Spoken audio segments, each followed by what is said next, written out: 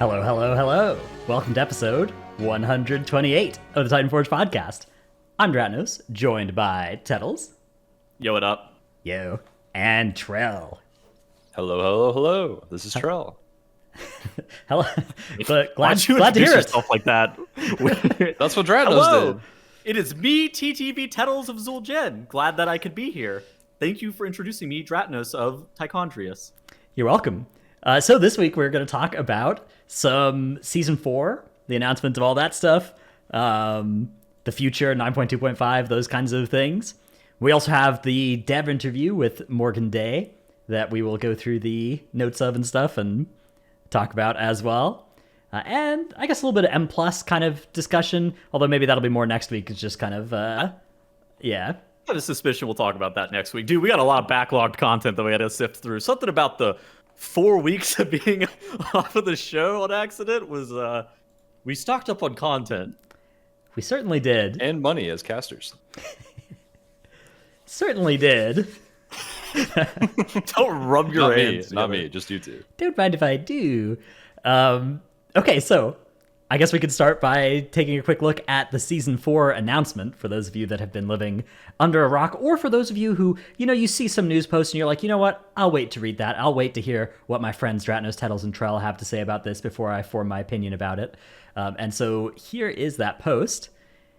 Now that Season 3 is well underway, we're going to announce Season 4, which is basically new M plus season. Presumably a new seasonal affix, although they don't explicitly say it here, but I assume new season, new seasonal. And instead of being the Shadowlands dungeons, now the 10 Shadowlands dungeons, we're going to have all of the mega dungeons, Tazavesh upper and lower, Mechagon upper and lower, Karazhan upper and lower, and 2 dungeons from WoD, which I believe are going to be Grimrail Docks and Grimrail Depot and Iron Docks.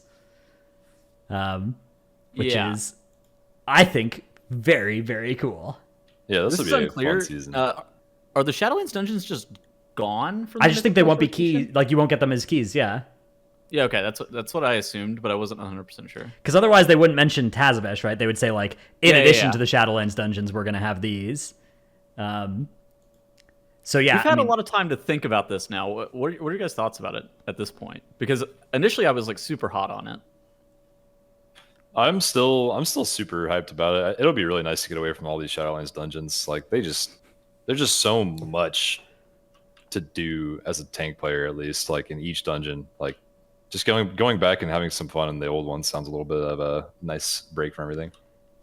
Yeah, I will say, like, of the past 4 expansions, these dungeons that they've selected specifically, I don't know too much about WoD. WoD, I'm not sure about Grimrail Docks, Grimrail Depot, Iron Docks. I don't really have an opinion about those. Yeah. But I will say, like, Mechagon was mid to high, I guess, of my BFA dungeons, and Karazhan. I guess Karazhan lower was pretty. I guess lower and upper were both pretty fun. I don't know. Upper, worst dungeon ever. I think that people have the heaviest hitting rose tinted glasses for that dungeon. There were 3 bosses in there that were just god awful. Like, Medivh was an RNG fest on if you got like the bad spell queue on the intermission, the 100 energy stuff. If you got like birds and a flame wreath, you just wiped. Yeah, I forgot about the that. Mana Devourer orb soaks. If your DK tank wasn't perfectly placed in the middle of the hitbox, then you just wiped as well. And then the last boss was cheesed. I don't know, man. I wasn't a big upper fan. All right, yeah, fair enough. I do think there's some amount of rose-tinted glasses. The point I was trying to get to, though, was, like, regardless of dungeon selection, Yeah. I think that the idea is fantastic, and I think even if you pick, like, mid-dungeons, this is a really good way to either juice up the end of the expansion, or honestly, I could see it being, like, instead of having Season 1, 2, 3, like we did this expansion, imagine if it was, like, Season 1, and then Season 2 was still in that patch during that content drought, and it was already like a flashback season, and then Season 3 was like our Season 2, right? And you just keep doing these, every point X, point 5 patch was a flashback. Maybe you don't do one right at the start of the expansion, but you do multiple towards the end of the expansion whenever we're in these content droughts, and I think this is a really, really good way to keep Mythic Plus fresh. They've also got a way here to keep rating fresh, which is pretty cool. We're imagining adding a progenitor-themed affix system to infuse some new mechanical twist into Castle Nathria, Sanctum, and Sepulchre to make all 3 raids relevant in Season 4, with increased difficulty, more powerful levels of raid loot dropping throughout all of them. So I was joking with my guildies about that, and I was like, so what if they make the seasonal affix for all these raids just Sludge Fist chains, so every boss you're chained to someone? And I was like, Halandras plus Sludge Fist chains. That sounds fun. Dude, I mean, you're already chained to somebody. It's how could you lose your bomb partner if you were chained to them, right? True. Might make it easier. I'm very excited about this one too. I think that, again, like, making more content, I think people look at this and they're like, oh, this is just a band-aid for not making more content. But I think that Blizzard makes a bunch of great content that then like goes into the dust bin well before it's been fully juiced, because it doesn't have these like little tweaks they can do to give it a lot more longevity. So I'm also really hyped for this one. Do you think that stuff like this fixes 0.5 patches? Because I think one of the biggest criticisms of Shadowlands that I've seen so far is like the content pacing was really bad, and I would tend to agree with that. Yeah, I think it can. I mean, I think you have to be careful about implementing. I think doing too much of this at the start of an expansion, like in the first, I don't know, year of an expansion. I don't think you want to do too much, like, flashback stuff. But I think in the second year of an expansion, it's like you probably can fit 2 or 3 of these sorts of seasons in. I don't know. Okay. I think it'll make it a lot better for players, yeah, like me at least. Like, just having a huge change of gameplay without having to do an entire raid every now and then would be kind of cool. Like a whole new raid tier, I mean. Yeah, I'm hopeful that if this goes well, it's something they'll expand on and do somewhat frequently, because I think that this could be a really, like, when they first announced Legion M Plus being on that time walking thing, I was kind of bummed, because I was like, oh, that probably makes it less likely this is going to happen. But yeah, now this is happening as well, and it's just all hype all the way for me. I think it's cool that they're repurposing old content. I wonder how far back they're going to go. And with the Warlords Draenor dungeons coming back, I was surprised that they allowed people to vote for them, where it turned into like a popularity contest.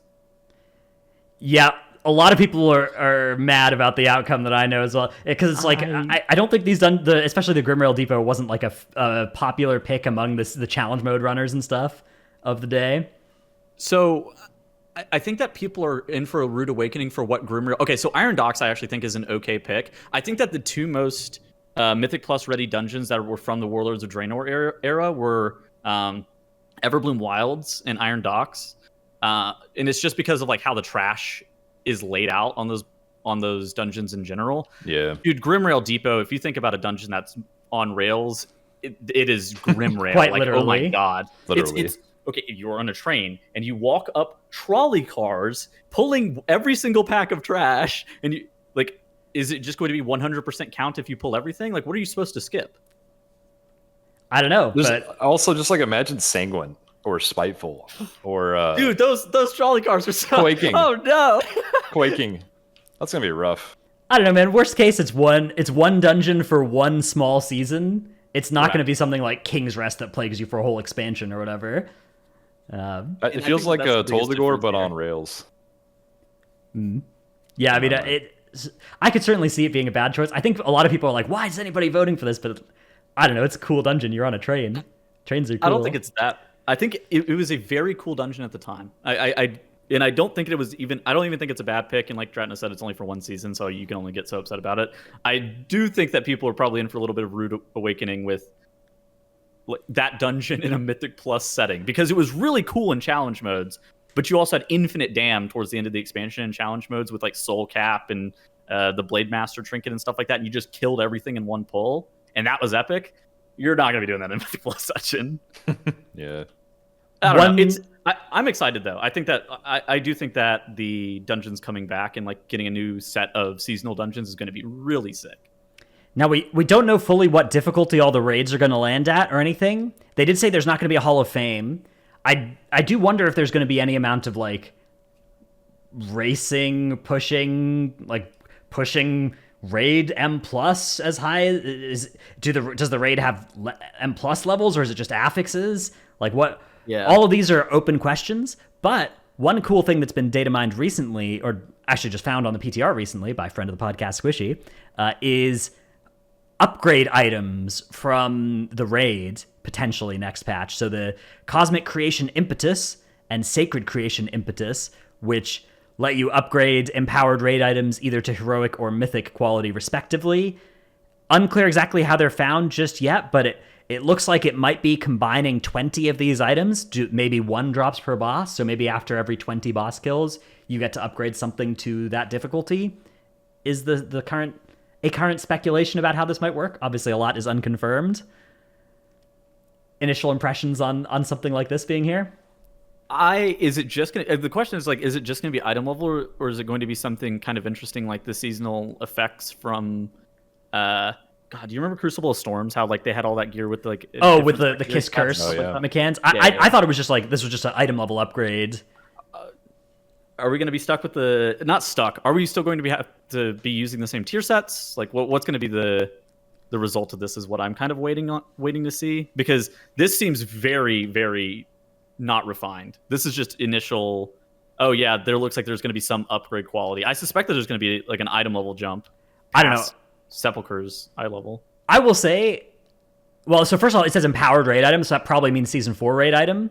So yeah, you probably have to drop the empowered raid items, but I think something like this would be a really good solution to the complaints that people have just in general. Like if this was just true in every patch, that after you killed 20 mythic bosses, you could upgrade an item from normal to mythic quality, or from heroic to mythic quality. Like imagine all the like rogues trying to get Edge of Night, right? And now you could just get a normal or an LFR one, right? And then mythic upgrade it using this. And like, yeah, it's more work, but you get a way bigger chance of having that happen. And similar for all of the like raid trinkets, all these really powerful items. Like, I don't know, killing 20 bosses and being able to upgrade to mythic or heroic, I think is a really good way to give you like a little bit more of that deterministic way of getting items. I think one thing that would go even better with this was if there was a way to just like buy the normal base items for killing 20 normal bosses. Just a vendor that let you buy any of the raid items for 20 normal boss kills. Yeah. One of those two things would be really good. Like last season, I never even got a second Bane Ripper off of Painsmith at a mythic item level. Like one of those systems would have solved that problem for me, and I'm sure many, many others.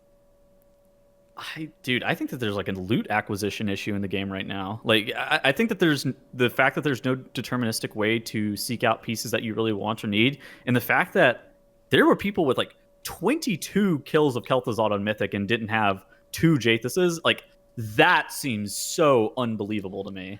I mean, you know, 22 kills of the boss. I think getting 1 Jaithus is your favorite for that, but getting 2 specific drops, like you only got to drop 20% of the time, so you're getting 5 drops. Like he's got 4 items in his pool. You know, 4 people able to trade and stuff too. Yeah, but to be able to trade, they would have had to get lucky and drop it already for themselves, right? Yeah. I don't know. Yeah, in chat, 22 KT kills, 0 Jaithus, 18 kills, 1 Jaithus. Yeah, right, dude. It just feels so bad. Right, whenever stuff like that happens. Like, but like this seems to me to be a great solution to that. I don't disagree. The question is, does that fix the issue that like rewards in the game long term? Like, I don't think this is like a long term solution. Is more of my point. I think this. I do think it's good for season 4 though. I think if every season had this, where it's just like, hey, 20 mythic boss kills let you normal to mythic an item, and then you just farm the boss on normal every week, and it's pretty easy to get a raid full of normal trade stacks if you really are going hard for a certain item. Do you guys agree or disagree with, like, I feel like we should just completely get like a new loot reward structure in 10.0. I think that the one that we have right now is really bad. Yeah, I think something needs to be done. Like I think for these specific weapons problems with those or trinkets, it's just like there's no bonus rolls. That's the main problem with that now. I hate bonus rolls. I'm glad they're gone. I don't know. They definitely had problems with that system. I'm just saying, like that is the reason. Like with bonus rolls, it's like, oh, you know, in the current system, it's like, oh, I missed one, and you know, I killed the boss 10 times, I didn't get anything. But the bonus rolls, it's like, okay, I killed the boss 10 times and I bonus rolled 10 times and I didn't get anything. It's like, yeah, you have to be a little bit less unlucky, but it's still, you're just getting unlucky. And also now every week you have to log in and go remember to buy your bonus rolls and hope you didn't forget and then kill the boss and the bonus roll thing doesn't pop up and you're like, ah. So I mean, I don't know how much that happened to you guys. That happened to me a lot. I think that we need like way more just like loot drops. I think that the amount of loot that we're getting right now is really tough. just to play. And it's Yeah. one of those things that even if we had to sacrifice something like fully non-tradable personal loot, I think it's like probably to the point where like get me the fuck out of what we have right now. Yeah, I'm down for fully non-tradable, double the amount of loot that drops, something like that, and like 3 times. triple it, yeah, something like that. Like, I'm down for that, but I think that failing that, like, I literally think if they just implement this in every patch, I think this goes a long way towards making it so that you, like, whatever specific turbo bis item you really need, like, you're not going to get screwed on it nearly as much anymore. Like, yeah, you're going to have to go farm it on normal as well, and maybe jump through some hoops, and it'll take a couple of weeks before you can get it on normal if you're really, really unlucky, but, like, you will get it in a way that, like, one mythic kill per week of Kel'Thuzad where you can't loot stack for Jathus or whatever is not going to work. Okay, so counterpoint, we're already seeing that this patch with like tier where you're running LFR Halandras for tier pieces and you fucking hate that, right? Dude, I think so many guilds have done that. My guild has done like 4 LFR runs outside of raid to just like try to help one person out. Yeah, I'm down with this not working on LFR items, but I don't think this fixes the issue. I think it does. I think it does a lot. I don't want to run fucking normal for somebody's Jathus, man. Look, man, items are got to work to get your item. I think that giving you a path to at least like do something to get your Jathus on your person who's not got a Jathus, rather than just feeling completely powerless, is really big. And like, yeah, if it's a little annoying and it takes some friction to do it, but like at least you're not going to be that person that's just like, I've done literally everything I can to try and get a Jathus, and I still haven't got one. Yeah, and I don't think that like, I don't think it should be given to you. I think that you should have to grind for your loot. Like that. Do not get it like. Do not get it twisted. I do think that you should have to grind for your loot and stuff like that, but I think that the fact that there's no deterministic way of getting the loot right now outside of 30 splits is pretty stupid. Because, dude, whenever I watch the Race to World First, those guys in those guilds basically have full control over their loot, and that is how you get fully controllable loot is like what those guys were doing. And the system isn't good for them, and it's honestly not good for anybody. Like, it's not good for our guilds, it's not good for guilds that are worse than ours, it's not good for the Race World First people. And so then I'm just kind of left asking, like, who is this system good for? And I think it's that. I don't know. I agree with you. There definitely needs to be some way to guarantee an item eventually. Yeah, I do think, or just speed up the whole process in general, like Tails is saying. I think that's the main thing, is like 2 months into the patch or whatever, if you should be able to pinpoint one item and be like, all right, I've been playing every week, I need this item bad, I haven't dropped it yet, give me that item. And there should be a system for the game to do that, and I think that this system does that here, so that's why I'm down for it. Is a lot better. I also don't think that Master Looter is the solution, by the way. All right, let's advance to our tip of the week segment. My tip of the week is a legitimate life hack. This is not a WoW tip of the week, but this is going. So have you ever been to like an airport somewhere with free Wi-Fi where you need to like, you join the Wi-Fi and then it pops up like a login page and you need to log in or click I accept or whatever before you get access to the free Wi-Fi? Well, sometimes you like connect to one of those and it doesn't pop that page up, and then you're not connected to the internet and you can't go to google.com or anything like that. Here's my tip of the week. If you go to captive.apple.com, it will always redirect you to whichever like airport Wi-Fi website or whatever hotspot website you need to go to then click I accept or put your email address in or whatever to get your free Wi-Fi. So that is the big hack. That's a huge lifesaver if you're ever trying to use free Wi-Fi and for some reason your phone's just not auto bringing you to that page. I don't know if I'll ever have to use this, but I think this is actually a really handy tool to give your loved ones that are older, maybe, and have a really hard time with technology, and just tell them to go to that website, and that will probably help them a lot. Yeah, it's big hack. That's that'll save you so much frustration if your phone happens to just not work like it's supposed to when it connects to one of those. The Titanforge podcast, World of Warcraft podcast, bringing you. Look, this is relevant because it came up at an airport where I was at because of a World of Warcraft event, and I helped a World of Warcraft Race to World First raider connect to the free Wi-Fi using this hack. So, QED. Okay, yeah. You also tell them about the Hearthstone? I didn't get to that. Our planes had to leave too early. I was going through my list of tips, and I didn't get it down all the way. All right, You tell them. Stone. Trell, what is your tip of the week? So my tip is this weapon for two-hand strength users off the jailer. Really good weapon, by the way. But the on use has a 30-second duration where the spirit stays with you, or the soul, I guess, stays with you. Like, you don't have to kill the soul right away if you don't want to. You can just start the cooldown of the weapon, which is 4 minutes long. So you do want to get that going, and then you can hold the soul up to 30 seconds if you want. It'll just auto consume after 30 seconds, or you can target it and kill it before then, and then get the buff.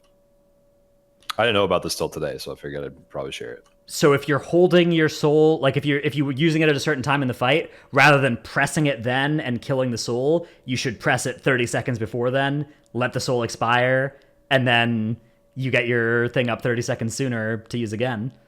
Mm-hmm. That is big pog. Especially if you're like if you got like a 3-minute cooldown. Actually, I can't think of a single two-hand strength user with a 3-minute cooldown. But if it there's would just a make 3-minute cooldown timing on a fight or something, yeah. Yeah, that would 3.5 definitely minute. help you close that gap. Yeah. Oh yeah, because you get 60 seconds of the buff as well, so you could use it like before you could use it a minute before the first damage time. Then you have 30 seconds of the buff for that, and then you could use it again and insta kill at the next one 3 minutes from then. Very big, very cool tip, dude. Apparently, other people can kill your souls as well that have the weapon. Wait, really? I've heard that it's possible to leech from somebody else with the gavel. So do watch out if other people in your raid have. I don't know if that's been fixed or if that was fake news or whatever, but that's what I've heard. According to somebody in chat, apparently as well, Kyrie and Blood DK can spread their debuff to the soul. Oh, let's go. That's Yeah, I've heard that as well. Dude, with their legendary, that's like 4% more strength or something. Poggers. Holy, wait, although that's a hack. you scale so much increased strength anyways on Blood DK that doesn't really. It's pretty DR'd at that point. I wish I could target it as Windwalker. I could just like get an extra crane stack. Too bad. Yeah, you can't use two-handed You could maces. put the weapon on. Can you? Brew, No. Brew can't use maces, right? Yeah. No. Or Dreadnought, it's also a strength weapon. well, yeah, but you could weapon swap to it True. and then kill somebody else's soul. Triple. Yeah. Yeah. That would be If the most fringe activity I've ever heard. we do love cringe activity here. All right. Let's see. Tettles. So this week you actually have a tip for us, not a clip of the week. So this must be something you're real heated about. From friend of the podcast, Squishy. Don't mind if I do. All right, so here's the deal. With the Menagerie boss in Streets of Wonder, you and your group mates are probably tanking the robot in the wrong spot. Even if you're tanking it against the wall to the left side, you are still probably tanking the robot in the wrong spot. There's also some other screenshots of this Stratus. So here's the deal with this. Is that the exit door? No, it's the door that's on the left. And it's not actually a door. It's like this little cubby area on the left-hand side. There is a door frame, but there is no door attached to it. And you make sure that the robot dies off in that corner, and then the balls don't bounce around. They just kind of sit there. And then once you get the buff, you can just dip in, grab all the balls, and you just instantly have a 15 stack. It's really, really nice. Yeah, that's actually Of course, so good. Tanking this boss in the corner, you should not be tanking this boss in the middle of the room. That's banned. I'm tired of seeing that in my dungeons. Stop doing that. Tank the boss at least on one of the sides. And if you're 5-head, tank it in the corner here. That way the person with the buff can just instantly dip in and grab a 15 stack. Massive damage gains. Big stonks. Double damage hack. Double damage hack, exactly.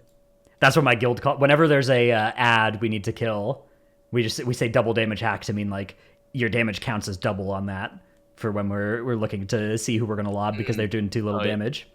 That's priority damage hack. Yeah, is it double damage hack? That's some free advice for any guilds looking for a way to motivate your DPS to actually hit something. Okay, let's move on to the Morgan Day interview, which was this was with Warcraft Radio at Athalos of Warcraft Radio. And we'll have a link to we'll put all the links and stuff in the description as well for anybody that wants to go. We'll just look through the Wowhead summary, the highlights and stuff. We're not watching this hour-long interview. It was very good though. I did listen to the whole thing. Cool. So I guess the first little subtopic they had was the length of the race to world first, which we mention from time to time. already. Very long. Yeah. So I guess the dev perspective on this was they're happy with the raid. They heard the feedback about the length from the guilds, and I'll take that into consideration going forward. Definitely, it was true as well that the tier stuff meant that a little bit more time was spent in normal, although not that much more. Like the guild spent 4 days doing splits across the 18 days of the race, but that's not that different a ratio of 1 out of 7 or 2 out of 10 or whatever. Morgan said specifically that he was surprised about the emerging gameplay patterns with people immediately jumping into splits on day one. But I think with how the tier was set up, where you only could get 3 pieces of tier right during heroic week, it makes a lot of sense that the guilds need to identify mains on week 1. So it's one of those things that I'm interested to see what the developers are going to do moving forward. Are they going to actually split up the raid again like that, where we don't have all the bosses available in heroic the first week? Yeah, I don't know. It was weird. I thought it was cool, thematically, to have the raid split like that. I did think it was cool thematically, but I personally haven't loved playing it out. With how it played out in regards to... Okay, so first off, Anduin, way too fucking hard. But that's They've neither nerfed here nor heroic there. Anduin 7 times now as well. Yeah, that's neither here it nor was there. really hard. But it wasn't about the issue of the difficulty. It was more just not having heroic all the way done, and then once mythic opened up, basically all mythic guilds having to prog heroic, Rygolon and Lords of Dread, and then not progging Jailer felt really, really strange. Yeah. We didn't kill Jailer for several weeks on heroic. After some mythic bosses died, and then not only that, but the world first guilds went back into heroic for days before they killed a single mythic boss when mythic week started. Those two things are just so weird. Yeah, World First Vigilant Guardian was more than a day after the raid opened, which was completely crazy. Yeah. It's I mean it was such a strange set of circumstances, but I do think it was the combination of tier on those last 2, and you needed to get a tier piece from at least one of those bosses to get your 4 set, and so they were just hyper valuable because they were so rare, those tier pieces. So from a non Race to World First perspective, I know that this is completely not related. How did you guys feel about the raid being separated? Obviously, from Race to World First perspective, it was kind of weird. Yeah, I mean, it was weird for us too. I think it was just we talked about, just the reason that you wanted to kill 2 out of 3 of the last bosses that were available, but not the very last boss was just and then having them separate from a week wasn't the worst thing in my mind, just because Anduin was so hard. If Anduin was easy, I think it would have been okay, what do we do now, for heroic week? But I don't know. Yeah, I like having a hard heroic. I think people are talking about Anduin being too hard. I actually like the way that Anduin difficulty worked, where it was this is really hard, and then okay, we'll nerf it so that heroic guilds aren't walled on this forever. But making hard heroic bosses week 1 and week 2 is I think good. So, something I actually didn't mind too much is our level of guilds needing to do normal, because normal hasn't been relevant. That too. Normal wasn't relevant in Athria. It was relevant in Sanctum because of the Shards of Domination stuff, kinda. But we hadn't seen normal be super relevant in a long time. And the way that normal was relevant, at least for mythic level guilds, this tier felt kind of okay, where you would just have a lockout with Lahuvim and Halandris and that kind of stuff, and you would just sprint through, just do the tier bosses, and kind of bounce out. I think that to me felt like it was okay, and it didn't feel like we had to just do so many bosses in normal and stuff like that. I will say the incentive to hop into LFR was one. pretty cringe. Yeah. How do you even alleviate something like that? Just don't have tier? I think you could just make it so that I don't know, do we I don't know how to fix it. How do you even fix that? I don't know. I think they just need so to rain tier pieces on players. Remember before the patch came out, originally each boss was going to guarantee a number of tier pieces in addition to other loot. Right, instead of it being 2 and 2, it was 4 and 4, non-tier and tier from the tier bosses. Yeah, I think something like that's the only real way to do it. Oh, so then that I'm going to Yeah. get 4 tier pieces off Myth LFR and win. Wait a second. It's interesting as well because, like, realistically, it did not take very long to get like almost everybody in a Mythic rating guild 4-piece. Even if you weren't doing splits, like you had 4-piece on your roster by like the 3rd week of Mythic, the 4th week of Mythic, Yeah. on almost everybody except for like one unlucky ducky or whatever that we'll be sure to let you know about it in your guild Discord. And yeah, other than that, it's, I don't know. I think it worked out okay. It's so weird because I actually feel like the pacing for people who are raiding, for like when you're getting your 4 set and stuff like that, it felt kind of okay. We were doing some really cringe stuff for a couple of weeks, but it has, at least for me, felt pretty decent. But then I'll log into Twitter, or like I'll look at other Discords, and there are people who are taking it less seriously or whatever, and they're not doing raid content, and they just have 1 tier piece or 2, like 1 tier piece total or 0 tier pieces, and you're like, and they're like, oh, I've been playing the game, and they've been 6 vaulting instead of 9 vaulting because they're not stepping into the raid, and they're like, oh shit.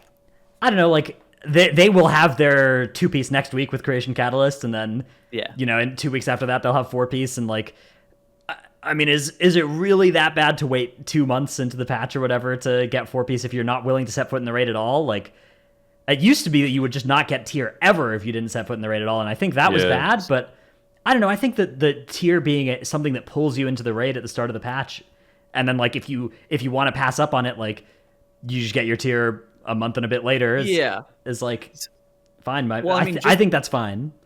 Just because it's a better system than what we've had in past expansions or past iterations of tier, does that mean it's a good system?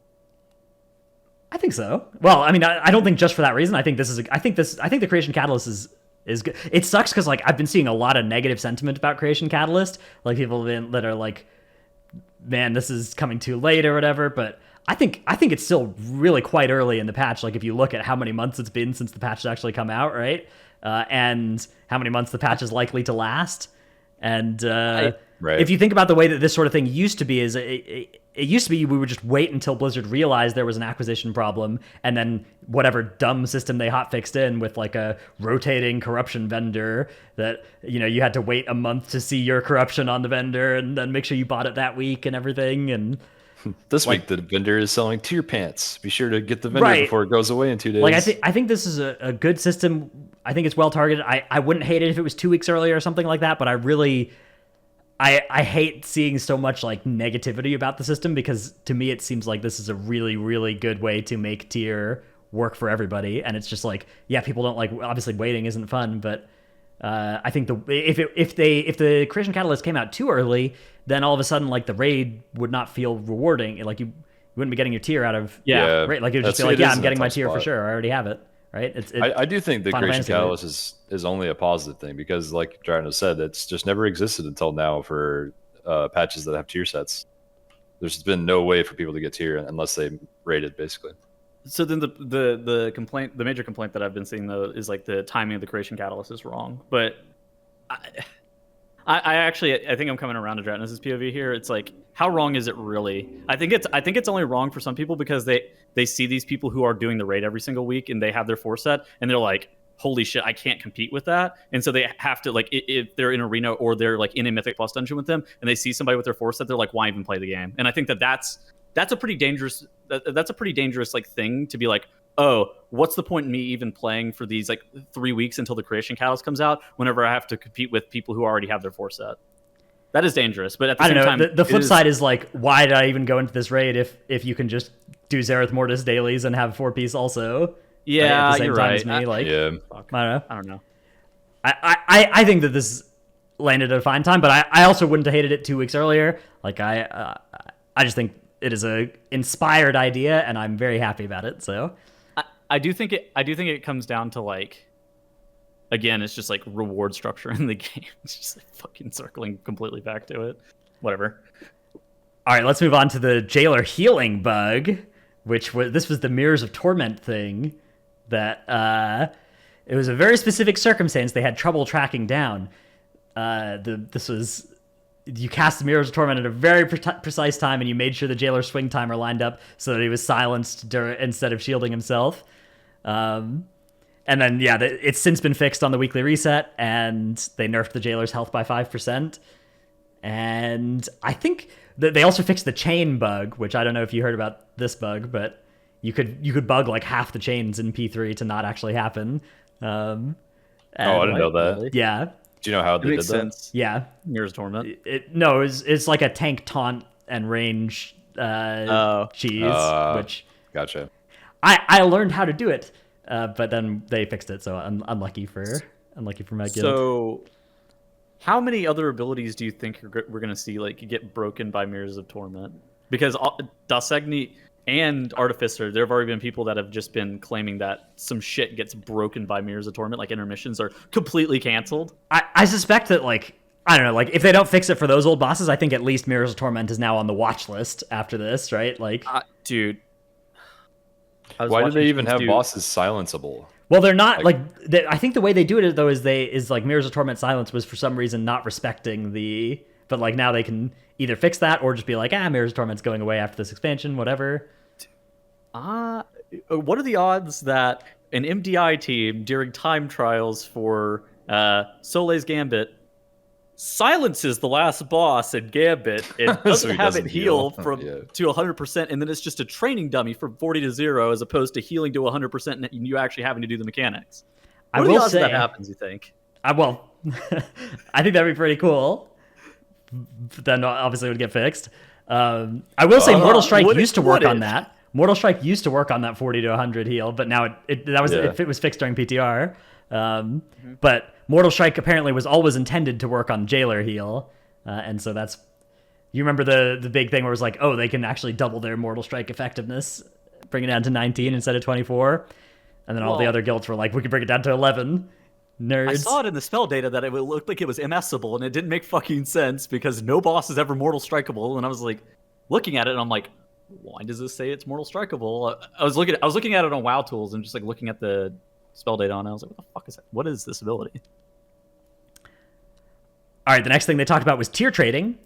They made a change to tier trading to reduce the amount of degenerate gameplay that would need to occur for a small group of people. Instead, that just acted as another hoop that they just jumped through instead, which I think that this is a really good insight here is like, is a player in a normal raid guild having a worse time because Blizzard was trying to prevent some unfun gameplay for the Race to World First guilds?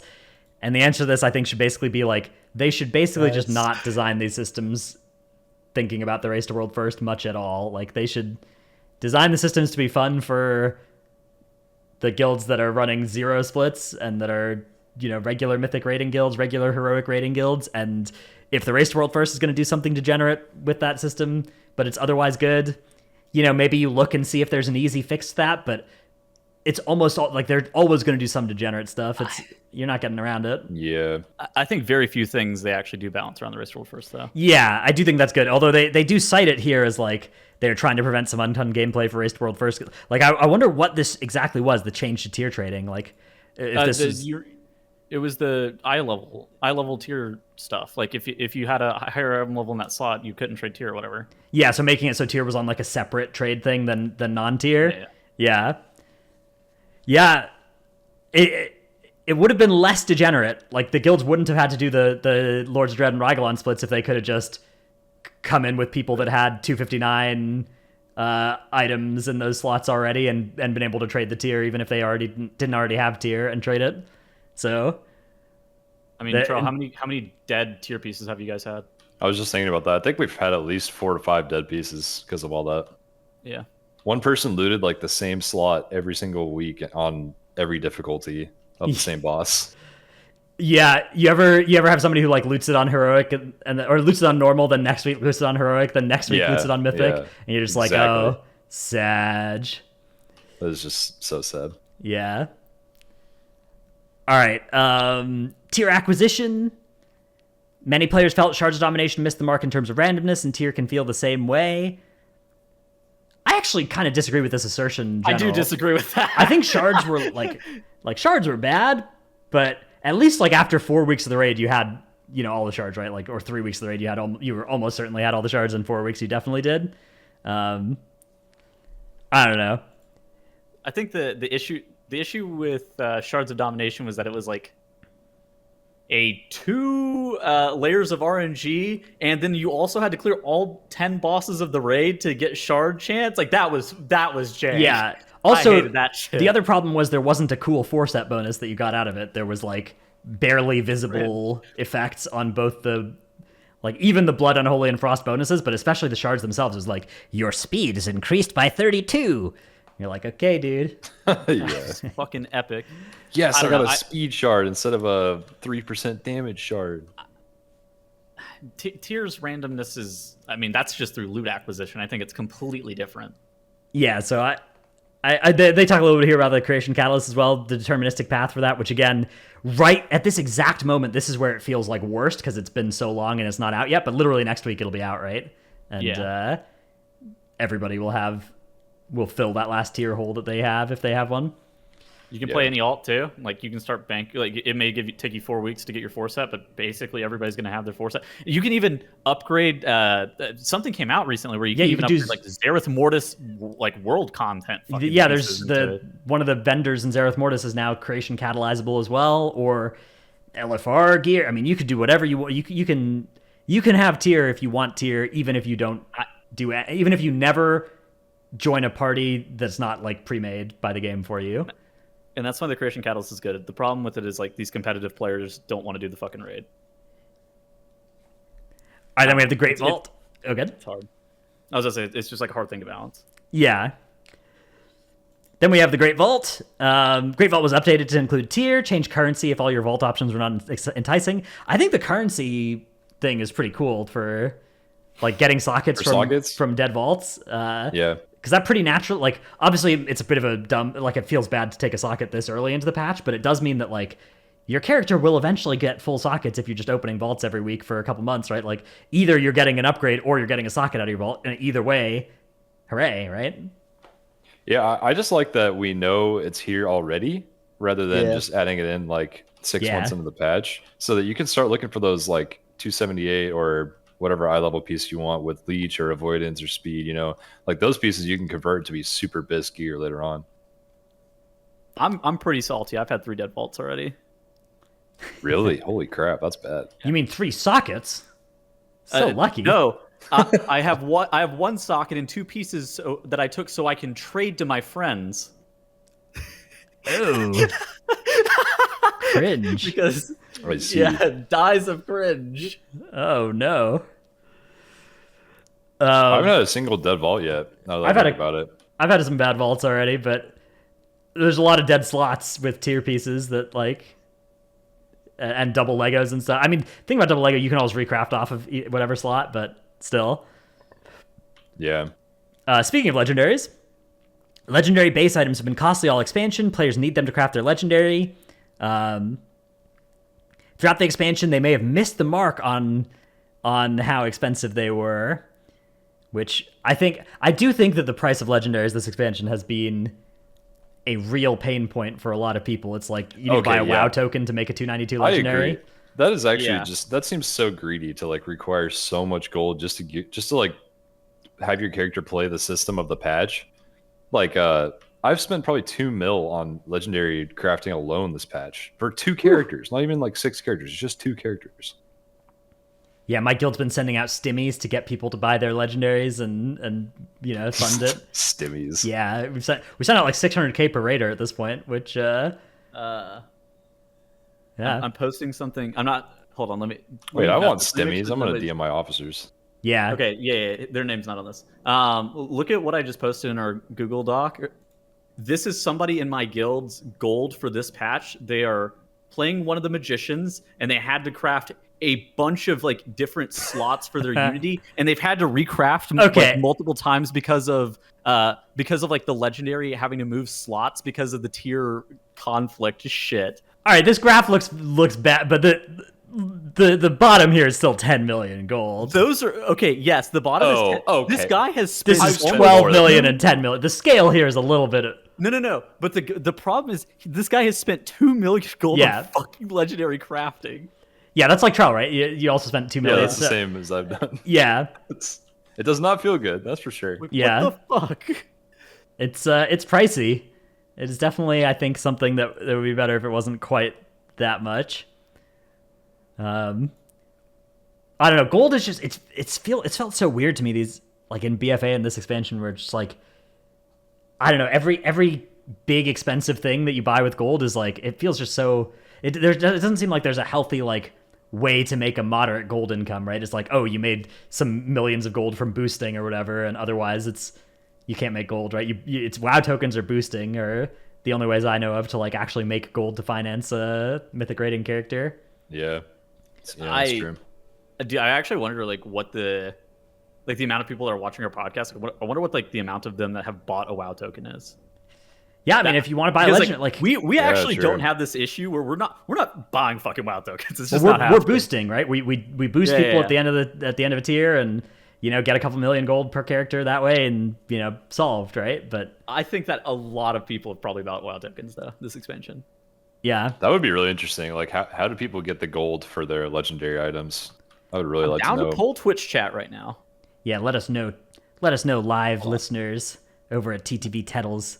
Which is, by the way, if you're listening to this and you're ever like, hey, where can I watch the show while it's live? It is on twitch.tv/Tettles at 4 p.m. Pacific time on Thursdays. Or just put your comments in the YouTube video tomorrow or later this week. We'd like to know. Yeah, let us know. Somebody in chat goes, you can trade tier items to Echo for gold. That's actually so true. Shit. Dude, Echo didn't even spend as much as like Echo figured out that they could just use clout instead of gold pretty quick, and they were okay. But some of the like guilds in world like 3 through 7 or whatever ended up having some huge gold spends to be able to actually incentivize people to come. Nationalism, yeah. Regionism. I was in a pug or something, I think, at one point a couple weeks ago, and someone was like, I got 1 million gold from trading to Liquid, and they were so excited about it. Oh my god! I'm sure there's a few of those here and there. Yeah, I mean that's not going to be a large portion. Billions of gold were sent out by Race to World First guilds to people for trading gear, so certainly they went to some people. Okay, so in the poll we had what was 100 people vote? 55% people said yes. Yeah. I mean, I don't like guildies of mine sometimes buy WoW tokens as well when they need stuff, and the people that miss out on boosts. I think we have like one guildie who's bought WoW tokens. Or the people who are down bad in our gold gambling. He criminally mismanages his gold, though. Yeah. So I think he kind of deserves it. All right, the final topic here was Season 4, which obviously we talked about at the start here, but a couple pieces of info here, which seasons generally land between 6 and 8 months, but ultimately Season 4 release will depend on the timing of the next update, which I guess not next podcast episode, but the one after we'll get to talk about the new expansion announcement probably, so that should be pretty hype. I guess depending on when that is, we'll get an idea of like, is it going to be 2 full-size seasons, or is it going to be like 2 small seasons and then the new expansion this year?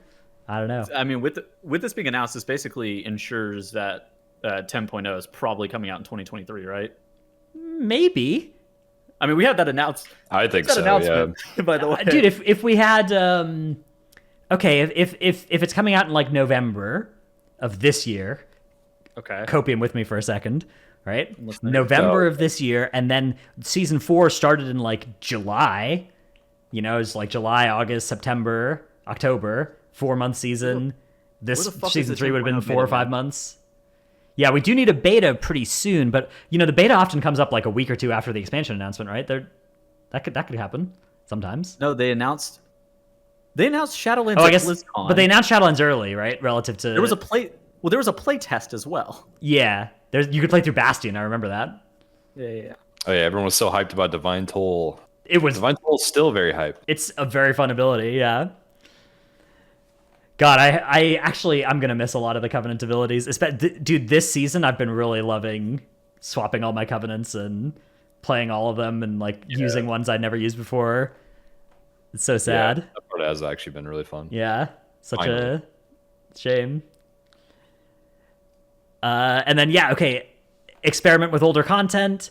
Exact raid difficulty still being decided, definitely more than one, and tier sets to be part of the itemization, but a lot is still to be determined. So I wonder, I don't think they would do new set bonuses or anything, but maybe just higher item level tier or something. Maybe up to 8 pieces of tier and give us a 6 set and an 8 set, like we did in Sunwell Plateau. we had a 6 set and That would be interesting. or not a 6 set. We had 6 tier. 6 pieces of tier in Legion, yeah. Yeah. I mean, I feel like there's no way they put that much effort into this patch, right? Yeah, Like, that's the thing is it's a I think filler they're trying to not have to do that much kind of stuff, like, which I get, right? Like Yeah. this is supposed to be like a season that's like low effort, reusing old stuff, and I'm here for that. I'm all about it. That sounds great. Yeah, me too. That would be more fun than just farming for a year, on the same raid. Yeah. Either way. All right. We will get to our questions and answers momentarily. But first, we get to thank our supporters over at the Patreon. They are Paul. When Tettles inevitably forgets to update the names, doesn't mean it's Nyx's birthday forever. Willing to sell my soul for 4 set. Ja, Dratnos' Dino Pillow, Chromed, Trekkie, Never Nude, Chewy. I have fully embraced Night Fae Naya Brewmaster. Charles, is that good? Is that cool? tech? Is that fun? It's decent. I don't think it's better than Kyrian, but that's my point of view.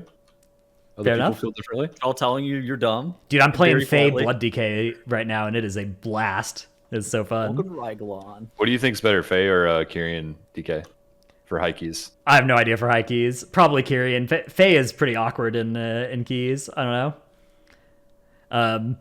Delete Gaming, ZivXX, Salty Senny, Necris, Tankdill, Nevuk, Breadceratops, Eevee's Survival Main, No Trick, I Scheduled a Tettles Flame, Dymat, Lufer, Nyx.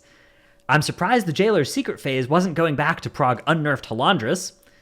Gallic, Brusive, Dratnos Rats Abyss, Holy Word Serenity, Heal, Holy Word Chastise, Heal, Poggers. Dude, I thought there were a bunch of different names, but actually that's one name and it's got commas in the name. So that I should have gone with semicolons like 10 years ago, but I didn't think about it. it's okay. It's all right. I figured it out halfway through. M Sanity, Xena, Rogue is now good enough for prog, still bad enough to be sat for SLG, Bless Up, Red Color, YouTube.com/Workbringer, Alphabet Soup, Druid Friends of Evolved Gaming, Number 1 Simpsky for Trelsky, Lurka running away from chains of oppression and falling in a hole is now the most Lurka thing ever. I got flamed Dude, for I've not fallen in interrupting. holes, too. Yeah. I feel you. Yeah, me too. I got flamed for not interrupting an Arathi base in Comstomp. Milk, milk, milk, milk, milk. Benil, aka YOLO Swag Crew. Please nerf mages and buff locks and boomkins. Sife, Pone. Windwalker monks deal with nerfs by rolling with the punches. Wonder. And due to balance changes, Skelly is enhanced this tier. Okay, hang on. Don't buff warlocks, man. Warlocks are so OP. THD did 36k overall on a 25 gambit yesterday. Okay, bro. How the The next DPS was at 21k, Dratnos. No, I'm being a warlock right now. Okay. Only 3 of my specs are in the top 5. How in the fucking world did Destro get a buff? I remember seeing that like while the race rule first was going on, and I was just like, they just buffed the best Mythic Plus spec. Who the fuck is deciding this? Well, I mean, it did need the buff in Raid. Like, they basically buffed most of the specs that weren't seeing play in Race to World first. Did it need a buff in Raid? Let's be real for a second. It was already super good on Anduin. People just weren't playing it. Yeah. Well, Did it really certainly need a buff in post demo. Raid? Like, I mean, we're gonna play Destro, I think, on Jailer. So yeah, I don't know. It's Yeah, but it's like, did it if they really? hadn't nerfed demo and they hadn't buffed Destro, that wouldn't be the case. I don't know. Either way, yeah, some interesting warlocks There- up there with there are Moonkins definitely and some- mages. Some outliers, especially on AoE right now. There are some big outliers on damage. Okay, it was only like what was it, a 5% buff? Was it a 4% buff? It wasn't even that big. It's just like, why did they need a buff? Whatever, it's fine. I'm salty. All right, our first question comes from K Quoni, who says, "Do you think they'll ever?" That's a G. Oh, that's a G. I can't see because it's got the stupid red squiggly under it. 'Cause Yeah. that's not a real word, apparently. I'm sorry. I'm sorry to break the news to you, Kagoni, which is now how I know your name is pronounced. You think they will ever bring back 10 player rating? Is the question here. I assume this is like 10 player mythic, something like that. I don't think they'll change it, but I wouldn't hate it if mythic was. I don't know. I guess I think 20 is a good size. I don't know. I It's couldn't see apparently a them Q, doing and that. I can't read either. Oh, it is a Q. Okay. Ha, loser. I don't think they're gonna bring back 10-player raid unless they're gonna completely move Mythic from 20 to 10, and that would be. I think that. Right. I They think got 10 a lot of heroic is like the pushback. best, the closest we're gonna get to it. Yeah. Which I know is sad for a lot of the people who used to like 10. Because I loved that raid size back in like Wrath and stuff, but The problem is that like if you bring back 10 man now and it's not like in addition to what 20 man is, then you're just gonna kill so many fucking guilds. And like I don't think they're in the business of guild killing again after the split, or like whenever they combined 25 and 10 man, like that killed a bunch of guilds off. I don't think they're looking to do that again, because that's a way that you get people to mass unsub, by the way. Is if your guild dies, like especially if it's like force killed like that, that's a way that you get people to quit the game. All right, our next question comes from Tator, who asks, at what point is the season too long? I feel comfortable at 6 months. I clear cutting edge later than any of you, not on farm for nearly as long as all of you are. Well, Tettles is on progression for almost that long, so Tettles, what do you think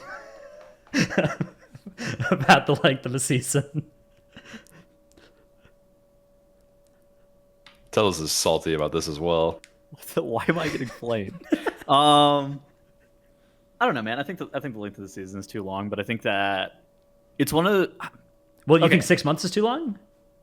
No, or you I don't think 8 was too long? I think 8 and 9 has been too long. Like which is what we've got in this expansion. But then it's like the question is like, do 0.5 patches having meaningful content, does that really fix it for me? And I don't even know the answer to that, because like these 0.5 patches that we're getting in 925. That seems like a plentiful amount of content. The stuff that we got in 915 wasn't bad either. Like the Legion Time Walking Mythic Plus, and the Mage Tower and stuff like that. But at the same time, it was cool for like a week, but it didn't really hit the spot. And now I kind of worry that the 925 stuff, even though it is a lot of content, is that really gonna fix the issues that I'm having where it's like, oh, I just want new stuff?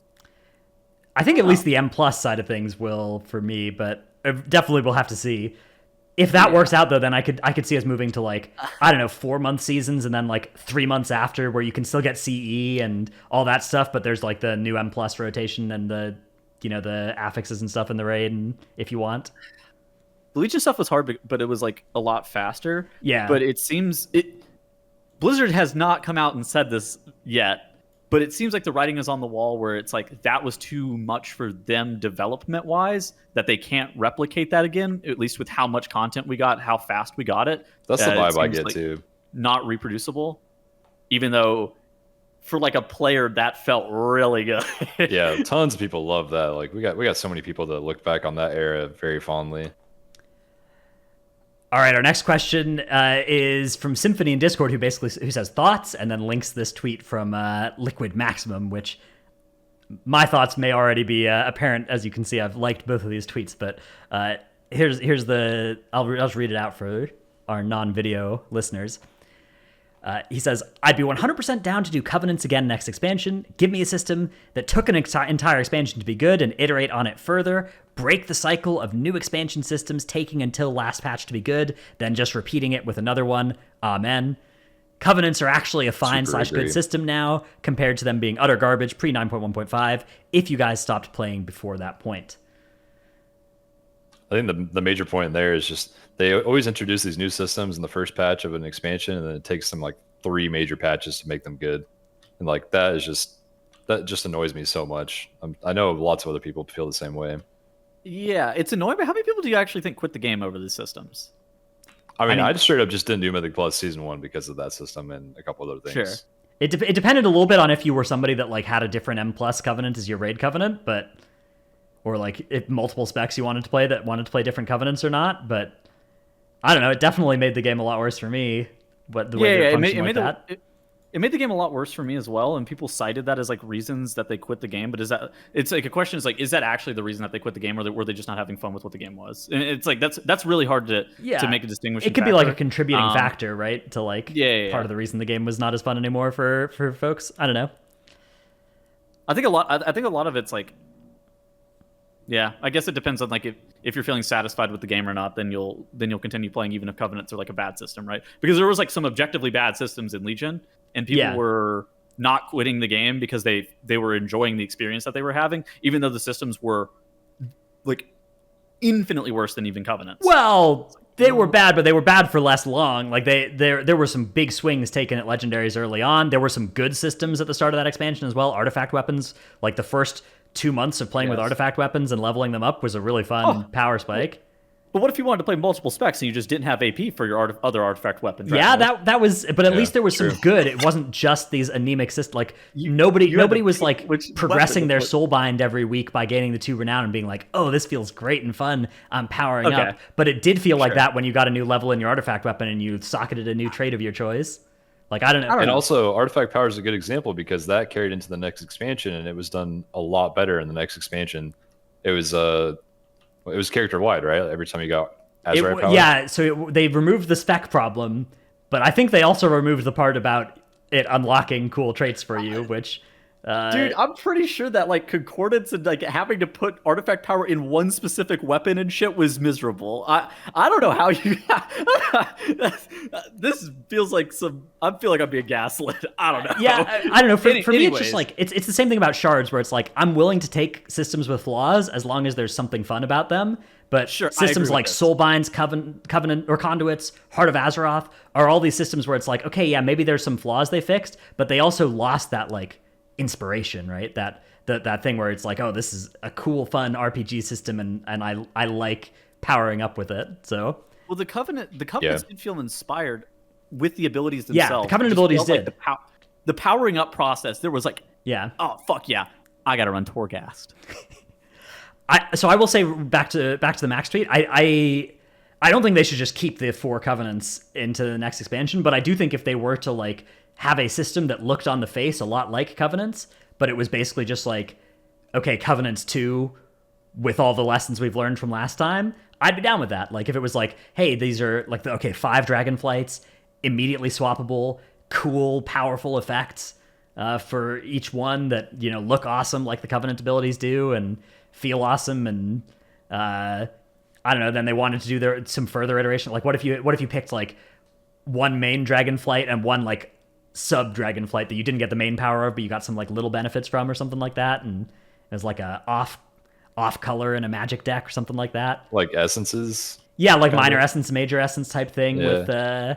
with them. I don't know. I think that there's like I imagine that a lot of people would react to that and be like, oh no, Covenants 2. But I don't think Covenants 2, a system that looks like Covenants 2, has to be a bad thing if they've learned those lessons, because like Max said, Covenants are fun now. Like that system is now good.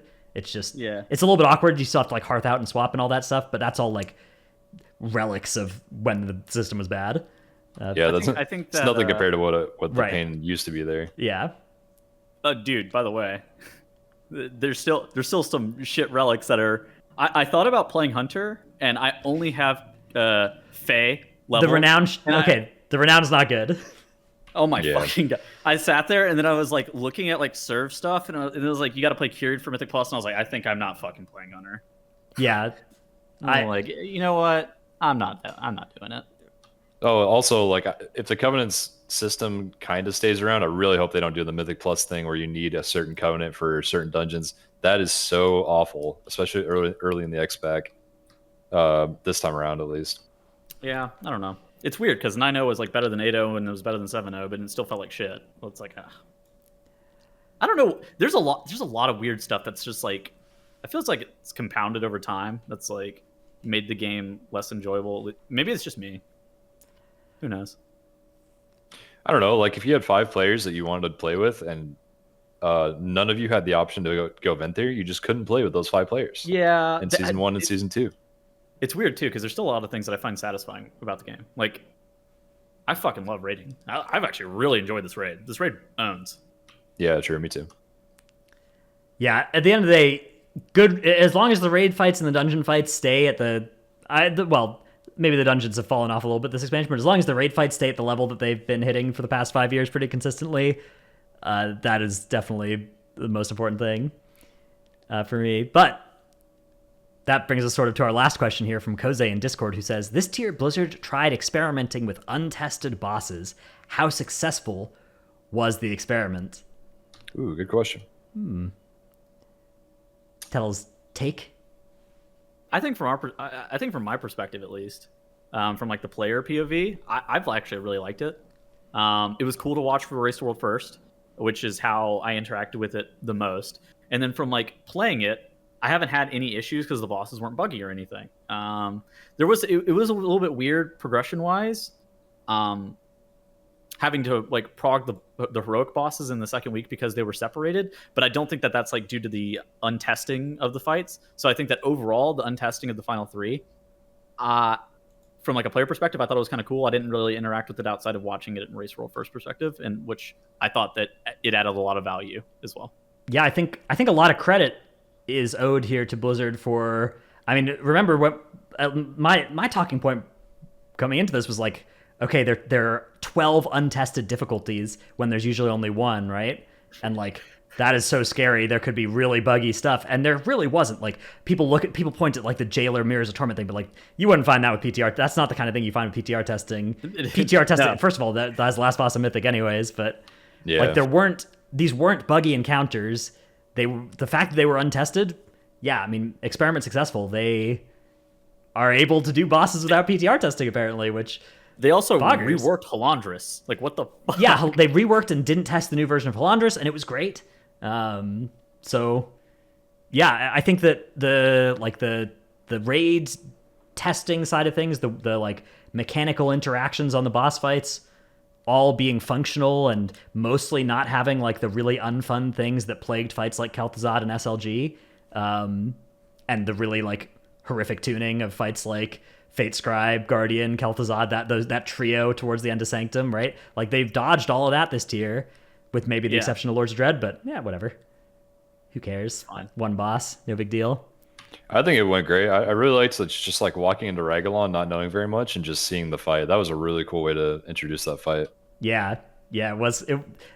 The like pacing issues with gear and stuff aside, it was cool to have the mystery of those fights. Especially, I'm with you on like Ragalon was such a beautiful fight and such a cool one. Yeah, I did really like it though. I thought it was like, I would say overall experiment success. If they can afford to do that every single tier, that'd be sick. I actually think that they will run into some issues if they don't test too many bosses. Yeah, I think they do probably need to test some just to get like an idea of what damage people are doing and stuff, and like general stuff like that probably. But I don't know. I mean, if they can just avoid testing the last three every time, that'd be huge. But if they have to go back to testing them, they're like, okay, this was a fun experiment, but we can't actually do this every time. I'm also fine with that. No biggie. But it was cool this time for sure. And yeah, very well done. Yeah. All right. I think that about does it for us this week. We'll be back next week with maybe we'll talk about M+ or something, and then the week after that will be the expansion announcement probably. Stuff. So I don't know what we're going to talk about with that. Probably dragons. Well, okay. I think we'll have like okay. If the expansion is called Dragonflight, that means the dragons literally flew away.